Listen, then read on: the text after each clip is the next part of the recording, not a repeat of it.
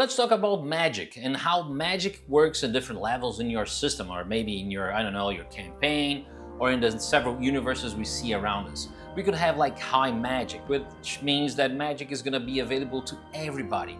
Someone can go to a, I don't know, a specialized magic potion store and buy a healing potion, or maybe magic will work like it's a kind of a technology, and magic items are going to be like appliances, and you can buy there like you can buy a toaster in your real world. I mean, you could buy a healer if you go to church, or maybe you could go to an arcane school to learn how to use magic. Most leaders will have wizards on their side because they're trying to elevate their status or even to protect themselves from other wizards. So this is going to be really important for you. Magic is going to work in a different way when it's available to everybody.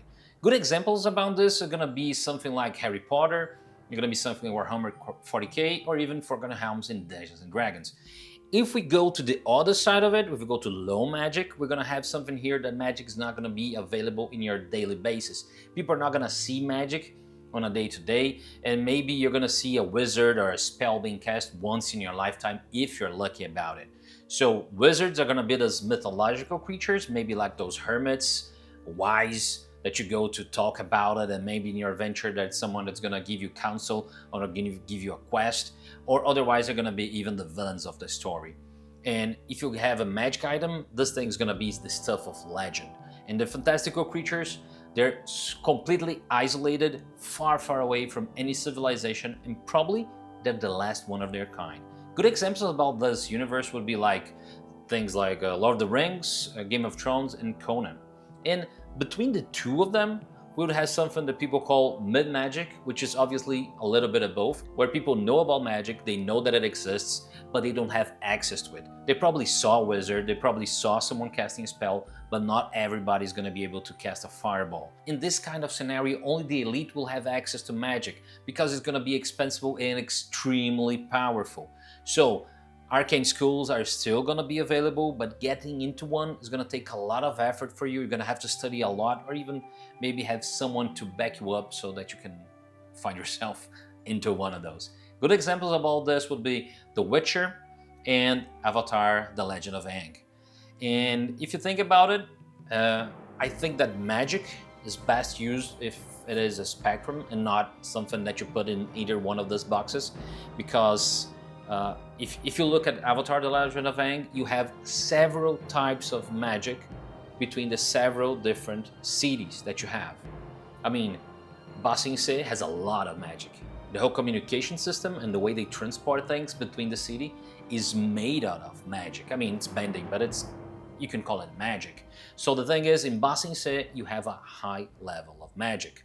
And when you go to places far away from the main cities, you're gonna have a low magic system. People are gonna see a bender for the first time. So you gotta think about it, because in the world building, sometimes you're gonna have the same place, the same world will have several different magical systems. But it's important to think about the impact of the magic is gonna be in your story, how it is, the limitations it's gonna give to the characters, I mean, the cost it's gonna have, and how things are gonna operate. If you know how magic works in your system, it's gonna be halfway done for you to build something fantastic, something awesome. And more often than you think, limiting the amount of magic that people have access to is going to be a lot nicer than giving them a lot of magic. When you limit things, you're going to have to think about clever solutions to go around the rules that you made yourself for the world you're in. And when you limit things like a role-playing game, you're giving that task to the players. They have to think how they're going to go around the rules that you create to be able to do the things that they want. So sometimes making things harder is going to be easier for entertainment. There's a lot of things we can talk about magic systems and high magic and low magic, but this is just, I don't know, from the top of my mind, I'm just talking to you guys over here. And let me know if you like this kind of content, if you want to see more of this in your timeline. And for those who do not know, I'm not a native English speaker, so try to guess where I'm from. That's it. Well guys, thank you for listening to me rambling about the levels of magic and different systems. And that's it. If you want to listen to more of me talking about things like this, just click on the like button. That's it. Thanks guys. See you later.